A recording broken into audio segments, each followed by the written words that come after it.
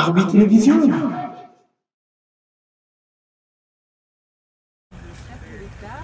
pour nous connaître de quoi on tourne les échanges en cette période d'état d'urgence sanitaire. Oui, d'abord, je veux qu'on vérifie si tout le monde est à plus d'un mètre et demi. Oui, ça reste ici. Voilà, donc à l'initiative du chef de l'État, nous avons été reçus, mon collègue du Sénat et moi-même aujourd'hui, bien sûr, pour échanger dans le cadre de la courtoisie institutionnelle, échanger sur les questions d'actualité qui sont pour tout le monde et particulièrement en RDC, la lutte contre le Covid et l'état d'urgence. Ah, il est prévu la convocation d'un congrès dans le prochain jour? Ça reste maintenu l'idée? Alors, je crois que tout le monde fait une focalisation sur le congrès, pas congrès. Je crois que dans le cadre de l'échange que nous avons eu avec son Excellence Monsieur le Président de la République, où j'étais évidemment accompagné du Président du Sénat, nous l'avons tenu informé de l'évolution des activités parlementaires, des mesures que nous avions prises dans le cadre de la lutte contre le Covid. Vous savez que beaucoup d'activités de rassemblement sont réduites et donc nous aussi, au niveau de l'Assemblée nationale et du Sénat, nous avions décidé de lever donc, des mesures en matière de suspension des plénières pendant un certain délai qui courait jusqu'au 5 avril. Donc nous lui en avons fait part, il nous a interrogé sur à quoi ressemblerait la suite de nos activités parlementaires après ce délai du 5 avril. Et donc nous avons eu des discussions longues, approfondies sur ces questions, mais aussi sur comment, d'un point de vue sanitaire, on peut marier et concilier l'obligation d'une activité parlementaire et d'un fonctionnement normal des institutions et le respect et l'exemplarité que nos institutions doivent inspirer par rapport à cette lutte contre le Covid.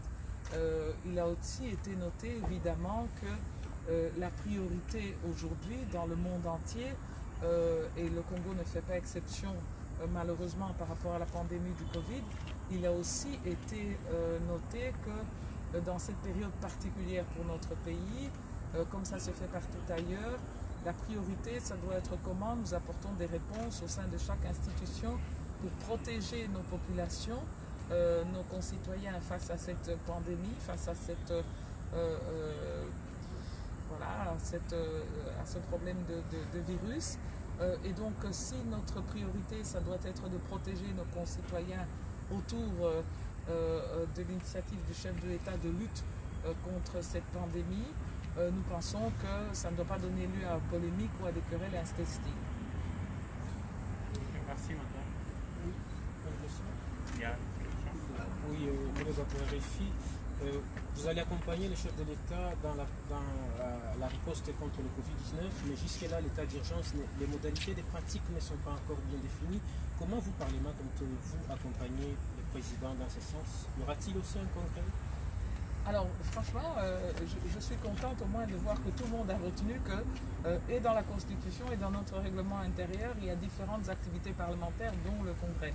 Mais je ne crois pas que c'est ça l'enjeu. L'enjeu, le chef de l'État le 24 mars a déclaré l'état d'urgence au travers d'une ordonnance. Et les différentes institutions maintenant regardent comment décliner cet appel à solidarité, cet appel à vigilance, cet appel à combat qui doit être fait pour venir à bout de cette maladie.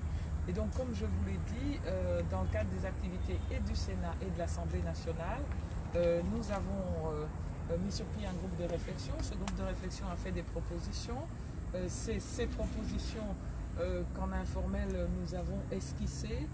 Mais je crois qu'il faudra un cadre, le cadre institutionnel approprié, qui sont nos activités parlementaires, qui nous permettront de dérouler tout ça.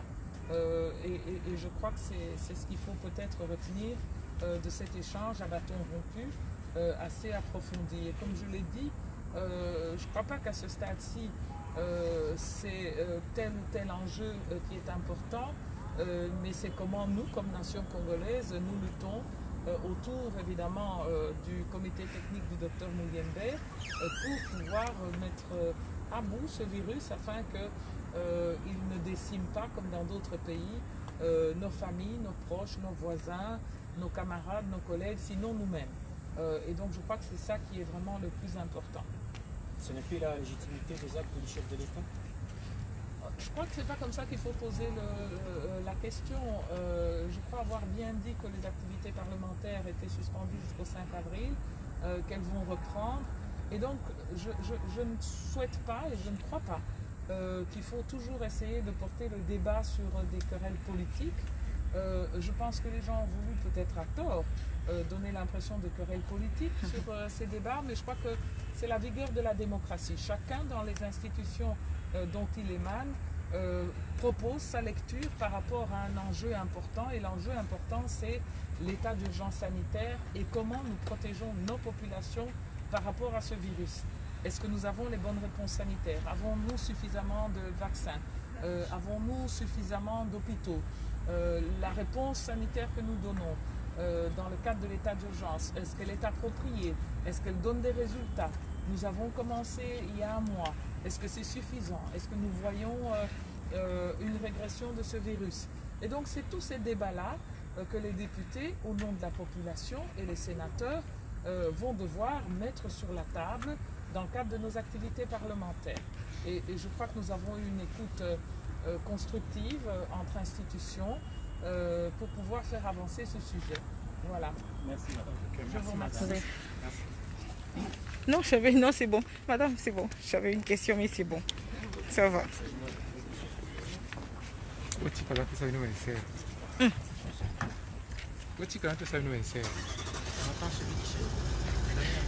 Le président du Sénat aussi va parler. Bernard, c'est mon tour, mais pose les questions. Voilà.